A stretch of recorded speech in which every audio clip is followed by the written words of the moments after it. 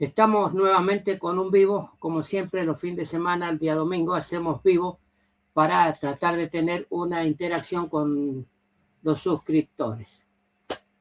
Bueno, vamos a empezar, vamos a tratar de ser puntuales o esperamos un poquito a ver qué se van juntando algunos suscriptores.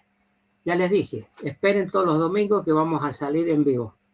Ya vamos a hacer otros videos y nos vamos a dedicar a hacer unos videos también del otro tipo en grabado para que podamos hacer algunos experimentos que tengo en mente que les puede interesar. Estoy siempre con el tema de energía porque he notado que sigue habiendo dudas y hay discusiones cuando hablamos de la energía libre y bueno, muchos son técnicos, ingenieros y se han dado cuenta y me aceptan mis propuestas, incluso dicen que está bien explicado.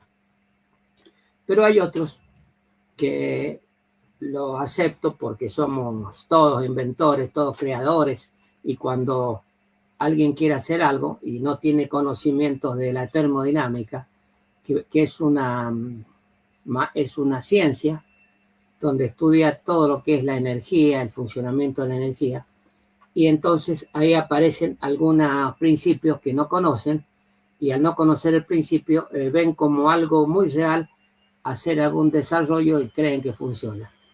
En realidad funciona, pero no funciona. Entonces ese es el engaño que se genera.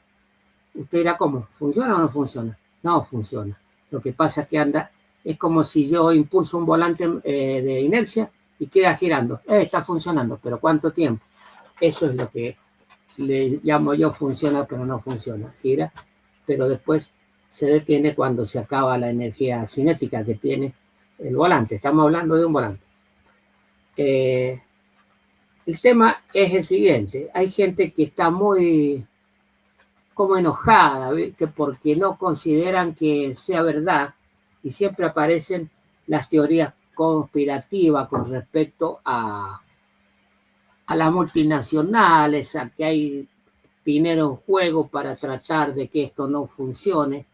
Yo no he conseguido todavía a nadie que me presione por ese tema, pero es normal eso, que en las competencias, supongamos que hay un almacenero y en la esquina hay otro almacenero, por supuesto que se va a ofender o va a tratar de competir. En el caso de la energía hay mucho poder económico y bueno, puede ser que salten algunos, pero eso no es mi interés actual, sino mi interés es crear en ustedes conocimiento para que puedan desarrollar algunos proyectos y con cierto conocimiento, usando la experiencia de otras personas, de otros científicos. Por eso hablo siempre de las leyes de la termodinámica. No sé si esas leyes van a perdurar, pero hoy tenemos que sí o sí respetarnos esas leyes, porque son bastante rígidas, bastante claras. El que la entiende se da cuenta que los principios de la termodinámica hablan justamente de qué es lo que es la energía, cómo se transmite.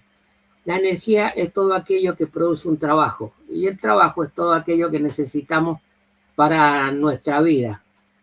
Calentar agua, mover un vehículo, moler trigo, moler maíz, hacer cualquier tipo de trabajo mecánico o no, pero siempre usando energía. Entonces, nosotros, en nuestro planeta, siempre se ha usado la energía que existe y la hemos aplicado a alguna función específica que nos sirve a nosotros. Pero no podemos crearla, no somos Dios. Por ahí uno de los suscriptores me dijo que no somos Dios para crear energía y tiene razón.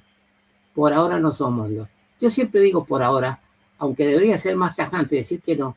¿Por qué? Porque, bueno, uno siempre tiene la ventana abierta, pero no podemos ser ignorantes de las leyes que nos han llevado hasta acá. El primer principio dice que la energía no se pierde, es sola que se transforma. La energía existe y nosotros la vamos transformando. La energía del sol la transformamos en electricidad. La electricidad la transformamos en un movimiento mecánico que puede moler trigo, llevarnos en un vehículo,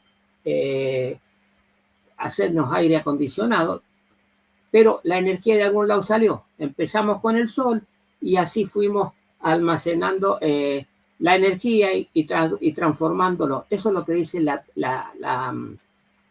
primer ley de la termodinámica. Y la otra, hay otra segunda ley que habla de principio de conservación.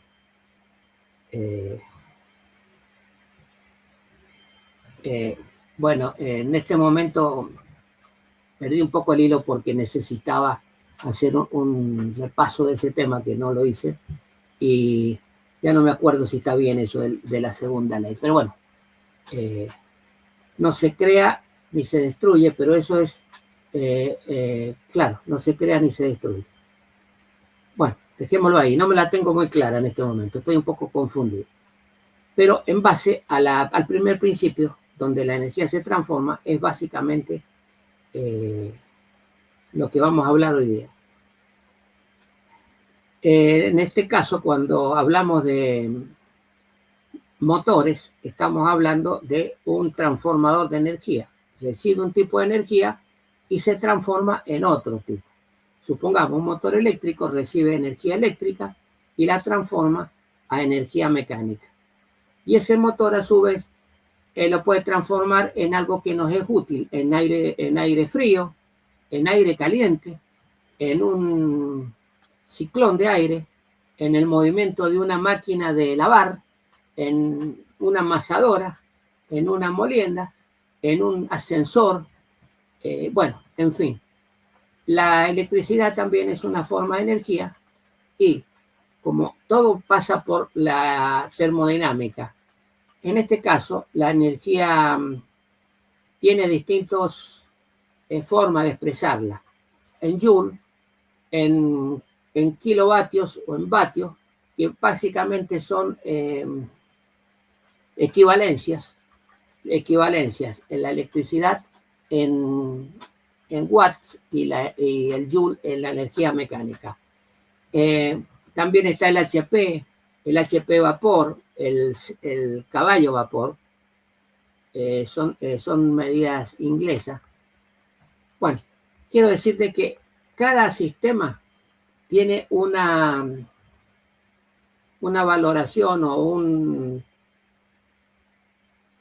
una forma de expresarlo, pero también hay una forma que se pueden ir reduciendo a una sola cosa. Lo más característico en la actualidad son los vatios. Ya le dijo, es equivalente a X cantidad de energía mecánica, es equivalente a X cantidad de calorías, y estamos hablando en electricidad. Esas equivalencias son valores para transformar la potencia o el valor de la energía de distintas fuentes en un solo valor, que en este caso lo que más se ha normalizado son los kilovatios. ¿Por qué? Porque se puede medir casi todo en kilovatios. Con respecto a los vehículos de hidrógeno, también hay una discusión ahí entre los suscriptores. Me dicen que ellos han hecho equipos con agua y que sí funciona, y que con 5 amperes, me decía uno de los suscriptores que se enojó y se ha desuscrito, que en realidad me gustaría que esté, si no se suscribe no importa, pero que esté participando en la discusión, porque sería otro punto de vista. Tampoco todos me van a decir que está bien lo que yo digo. Ya me equivoqué, así que tienen para hablar sobre el segundo principio de la termodinámica y criticarme. algo me he equivocado, ¿sí? No soy Dios, no puedo crear la energía. Bueno, cuando hablamos de autos, dice como si hay autos. No hay autos con agua. Los autos que hay son con hidrógeno, pero no lo han sacado el hidrógeno con el mismo vehículo, ni han hecho un sistema retroalimentado como el que me hablan ustedes. El hidrógeno se genera en otra fuente con energía solar para que sea verde, o lo sacan de los hidrocarburos, del metano, por ejemplo, y sale hidrógeno. Pero después hay que comprimirlo para llevar un cilindro, como en el caso del gas de los automóviles, como el GNC, y después eso se traduce en la energía que va a mover un motor, ya sea eléctrico, transformando el sistema de hidrólisis a electricidad o haciendo explosión dentro de un cilindro, igual que cualquier combustible, en este caso un hidrocarburo, pero el hidrógeno es un combustible muy fácil de presionar. Se comprime dentro del pistón y se logra que después explote con una chispa, y en la combinación con el hidrógeno, el subproducto es agua, pero esa reacción produce una explosión violenta, lo mismo que si comprimiéramos un hidrocarburo, como en este gasolina, gasoil, etc. Pero ya le digo, no lo genera en el mismo auto. Cuando hablan de esos aparatos, que también me preguntaron si es conveniente un aparato economizador, yo, lamentablemente, hay gente que lo fabrica, cree que funciona. Eso no es conveniente. ¿Por qué? Supongamos que gaste 10 amperes por hora para producir hidrógeno. 10 amperes multiplicado por 12 volts son 120 vatios. Solamente son 120 vatios si el rendimiento fuera perfecto, 120 vatios. Y el auto tiene 50 kilovatios. 50.000 vatios tiene un vehículo eléctrico para que gire. Imagínese cuánto amperes necesita. Si con 5 amperes producimos una X cantidad de hidrógeno que es real, el auto va a funcionar un poquito, o teóricamente creen que baja el consumo de nafta, pero en realidad el consumo, si usted pone esos amperes con un motor y impulsa al mismo motor, supongamos que en vez de alternador tengo un motor eléctrico chiquito conectado a la correa. Si usted le pone 10 amperes, 12 volts, le va a ayudar al motor. O sea que lo que usted está transformando, que pretende que el hidrógeno del agua aumente el rendimiento, no lo hace, porque está produciendo un consumo de energía, como yo le dije, equivalente los vatios a la cantidad de calorías que produce, por ejemplo, un gas al explotar. Siempre hay consumo superior porque se pierde. La energía se transforma y siempre es menor. Yo, por ejemplo, en ese motorcito de Stirling que tengo, yo caliento el motor se calienta un gas que tiene adentro, que en este caso es aire, produce movimientos mecánicos, pero ya perdí energía porque hay parte que se me va al ambiente. No es que se desaparece la energía, no, se va al ambiente y el ambiente aumenta la temperatura.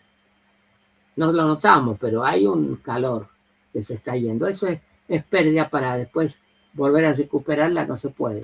Entonces, eso es, mientras más pasos se haga en el caso de la transformación de energía, más pérdida va a tener.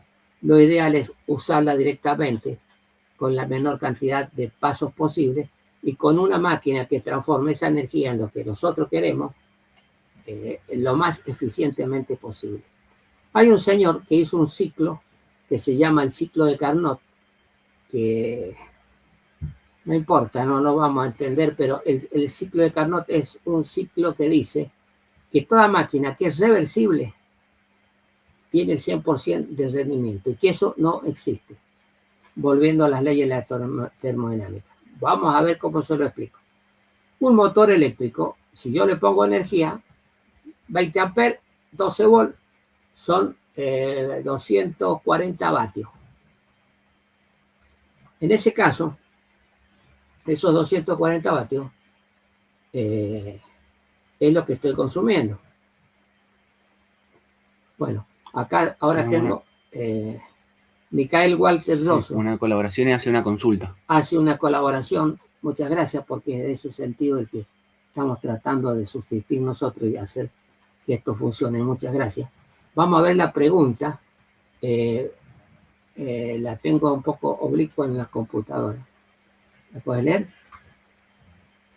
Vamos a tratar de contestar la pregunta de Michael Walter Rosso. Dice, usted que sabe mucho y con su gran experiencia, si me podés eliminar un poquito, tengo oxihidrógeno y me gustaría almacenarlo a bajo precio, unos 100 PSI. ¿Qué elementos para comprimirlo usarías?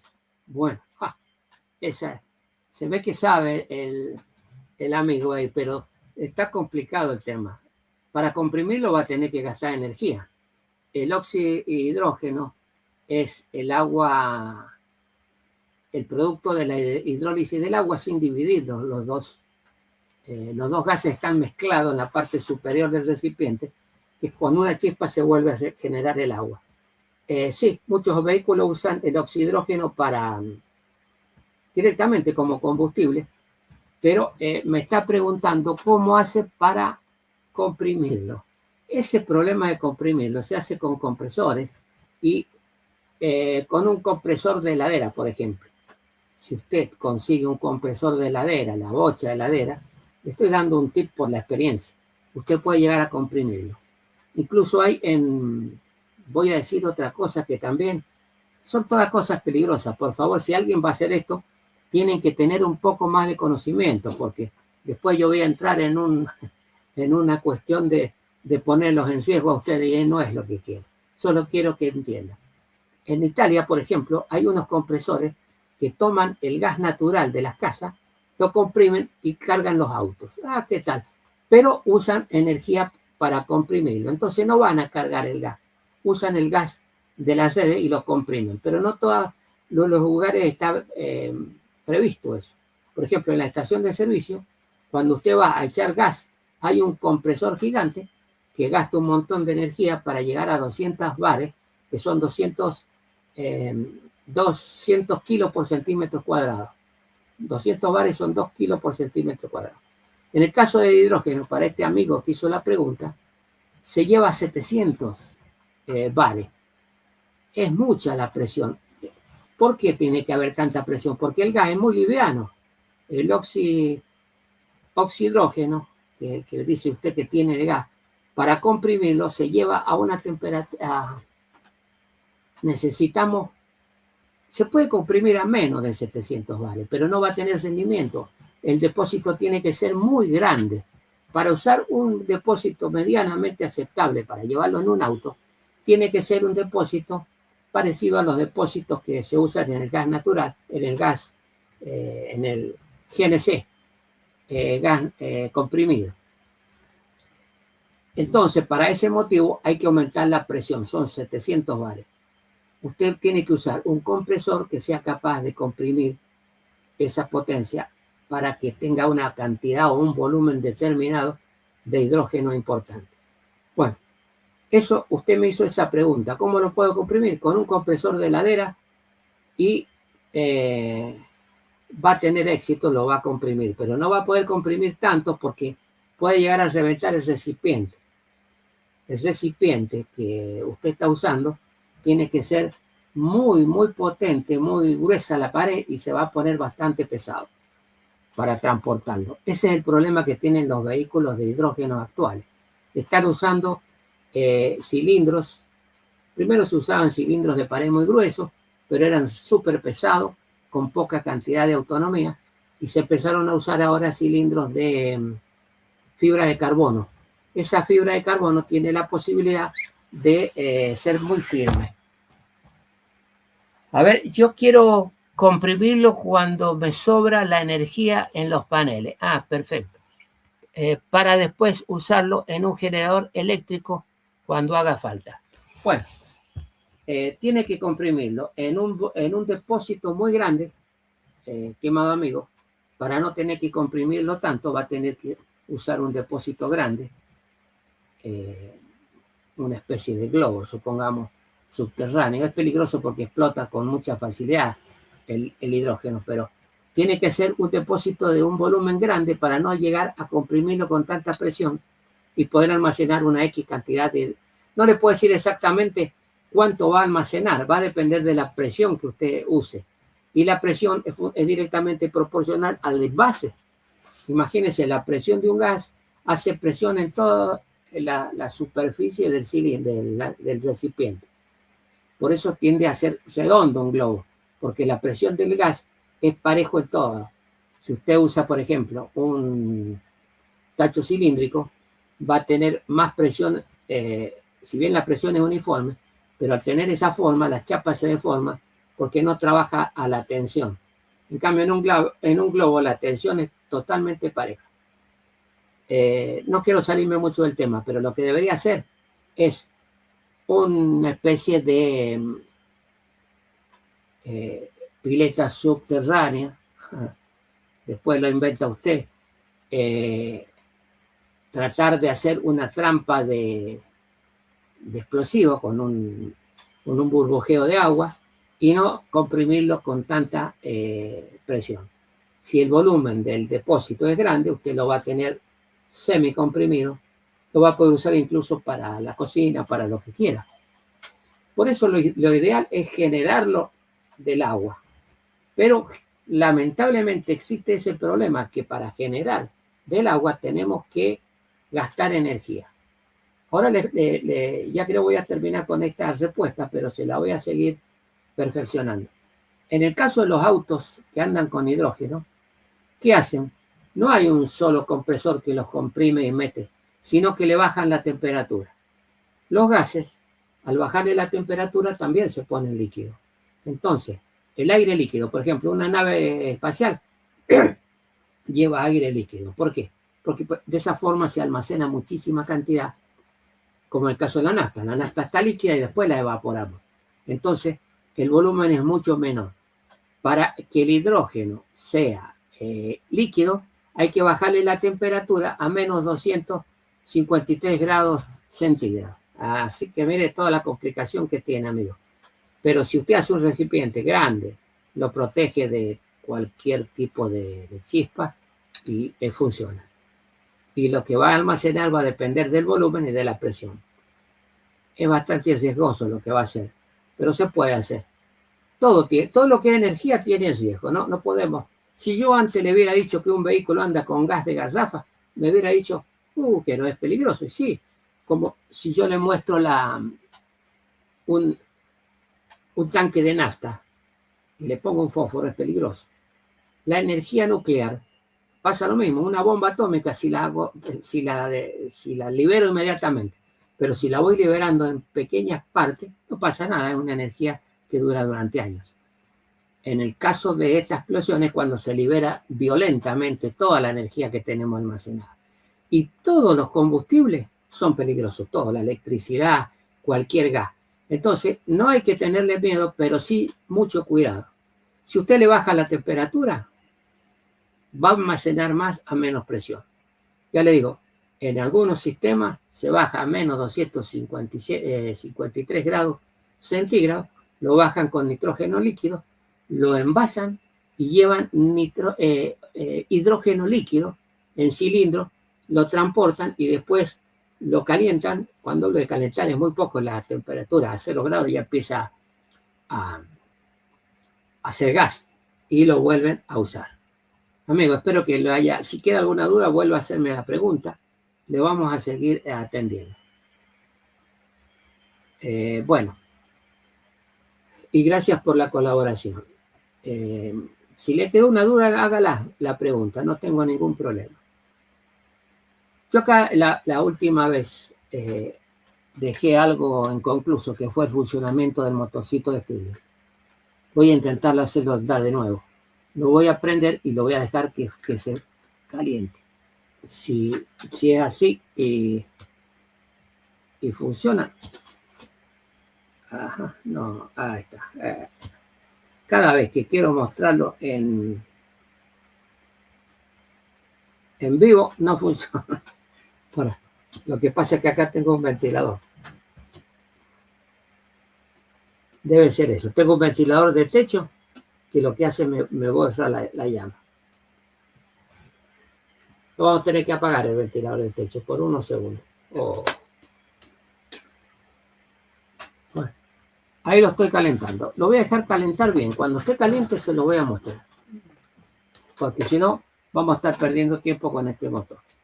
Se lo voy a mostrar para que lo vean. Y ahí está prendido. Acá tengo la llama, ¿ves? Ahí se está. Vamos ya está la mecha. Ahí está. Lo voy a dejar calentar y vamos a seguir con el tema. Y cuando esté ya a punto de funcionar, ahí se los vuelvo a mostrar.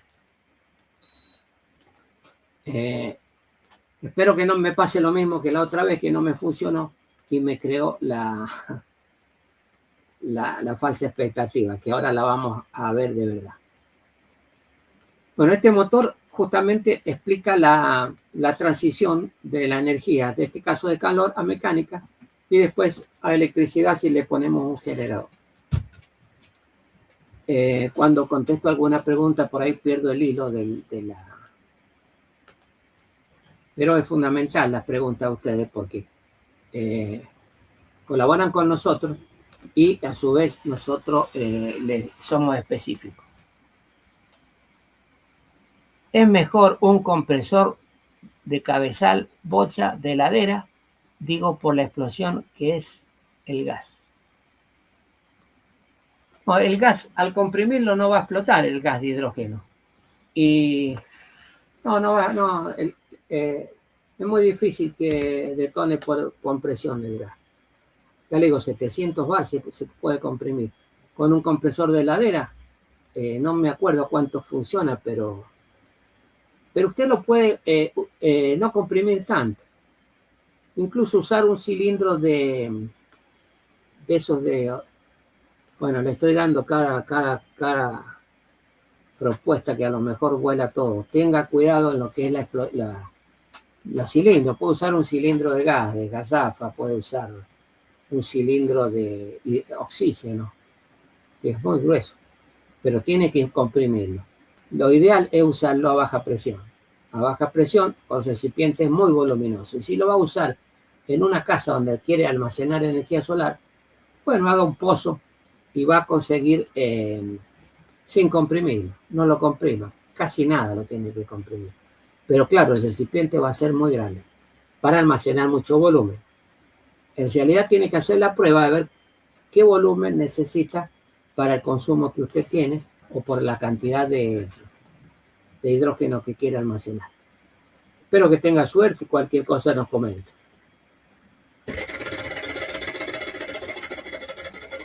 Bueno, el motorcito todavía no calienta. Hice un poquito de funcionamiento.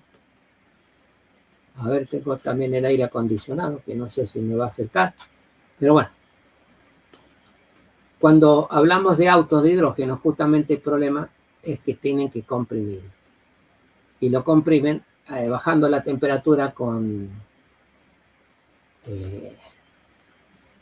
no me acuerdo, nitrógeno líquido, y baja la temperatura y lo almacenan. Es un proceso que... pueden verlo en la IA, por ejemplo. Yo voy a hacer un video o una explicación cómo usar la IA. La IA sabe más que yo, así que ustedes pueden hacer pruebas. Vamos a hacer en conjunto, en otra de las charlas, una utilización de la IA, la inteligencia artificial. Si ustedes están de acuerdo, hacemos algunas pruebas y va a ver usted qué elemento o qué herramienta práctica y muy buena es la IA, la inteligencia artificial. Cualquiera puede hacer preguntas y se las va a contestar. Tiene algunas fallas, pero en general es bastante certero y eso va a hacer que ustedes tengan por ejemplo, estas preguntas que me está haciendo a mí, las puede hacer en la IA. ¿Qué pasa si uso un compresor? ¿Qué pasa? Una serie de cosas que después las podemos hacer juntos en un programa como este que estamos haciendo. Bueno, ese ruido fue el motor que está funcionando. Se los muestro. Se los voy a mostrar. A ver. Ahí está. Esto hay que darle un impulso inicial. Ahí arrancó. Mire qué bonito que anda. Ajá, se me cae la vibración, no se cae el... Ahí está. Para mí esto es un placer verlo. Cada vez que lo hago andar, me encanta verlo. Y me debía esto a ustedes, que la otra vez intenté hacerlo andar y no pude. Tuvimos un fracaso. Bueno, yo se lo debía a esto. Acá tenemos el calor en energía mecánica, que es un motor. Y el motor puede producir electricidad, ya saben. Acá tenía un pequeño dinámico que lo saqué yo. y si le pone una cosadita, prende un LED tranquilamente. Bueno, ahora lo voy a apagar. Fíjense, con el calor remanente sigue andando, pero se va a detener. No puedo retroalimentar esto, porque el calor que yo apliqué acá se perdió un montón en el ambiente. Entonces no puedo retroalimentar. Bueno. Toyota, por ejemplo, BMW y varios han hecho mucha experiencia con respecto a los autos con hidrógeno. Porque la ventaja del hidrógeno es que se produce, en vez de usarlo en un motor a combustión, pueden producir en una celda de combustible electricidad. Si ustedes hacen después vamos a hacer también un experimento, cuánto hidrógeno produzco, y vamos a tratar de hacer, lo voy a hacer como un video eso. Voy a hacer un video donde transforme el agua en un producto explosivo con electricidad. Vamos a medir cuánto electricidad consumí y vamos a ver si puedo hacer andar un motor. Probablemente sí, un motor de moto me ande, pero siempre perdiendo más energía que la que voy a recuperar. Yo voy a poner una batería, esa batería va a alargar energía para producir la hidrólisis, pero el motor va a funcionar durante un tiempo hasta que la batería vaya cada vez disminuyendo. Si yo quiero cargar la batería con el motor, ahí no se compensa y se pierde. Por eso la mayoría de los que hacen estos economizadores dice economiza un 10%, economiza un 5%, y ahí está el error, no economiza nada. Bueno, amigos, no sé si habrá otra pregunta. Las preguntas son contestadas, simplemente que tienen que hacer un super chat en PayPal y nosotros contestamos las preguntas. No, bueno, PayPal es una plataforma, pero bueno, usted hace una colaboración y nosotros les contestamos la pregunta. ¿Por qué hacemos esto? Porque nos interesa sostener los gastos que tenemos y también porque es una forma de que nuestro canal sea un poquito más productivo para nosotros. Y tampoco podemos contestar todas las preguntas, se nos va el hilo de la conversación. Entonces, el que sí realmente ponga el dinero poquito en lo que quiera, va a generar una respuesta inmediata y vamos a hablar con ellos.